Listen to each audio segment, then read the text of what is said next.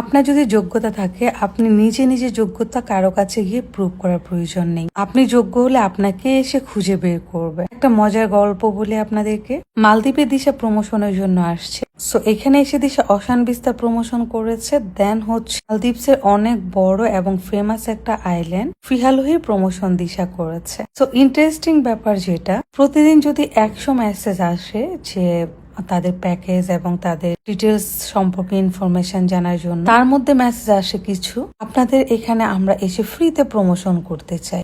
কেন ভাই, নিচেকে কেন এত সস্তাভাবে অন্যদের কাছে উপস্থাপন করেন আমি বুঝি না। আপনার যোগ্যতা থাকলে তারাই আপনাকে খুঁজে বের করবে, যেমন দিশাকে খুঁজে বের করছে।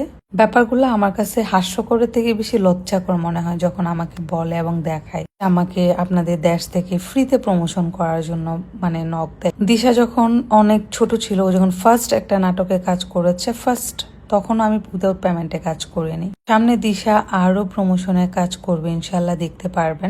দিশার যোগ্যতায় এগিয়ে যাবে। আসলে কাউকে বলে রিকোয়েস্ট করে আমি আজ পর্যন্ত বাংলাদেশেও যত বড় বড় ব্র্যান্ডের সাথে কাজ করেছি, কোথাও কোনো রিকোয়েস্ট করিনি। তারাই হচ্ছে আমাকে খুঁজে বের করছে, দিশাকে খুঁজে বের করে দিশাকে দিয়ে কাজ করে আছে। কাউকে বাংলাদেশে যত বড় বড় ব্র্যান্ড আছে, যত কিছু আছে, কেউ বলতে পারবে না যে আমি তাদেরকে নক দিয়েছি যে আমার দিশাকে দিয়ে প্রমোশন করায়। তারাই আমাকে নক দিয়েছে। শুধু তাই নয়, আমার যদি 20টা প্রমোশন আসে তার থেকে আমি বেছে 1 থেকে 2টা প্রমোশন করি কোয়ালিটিফুল।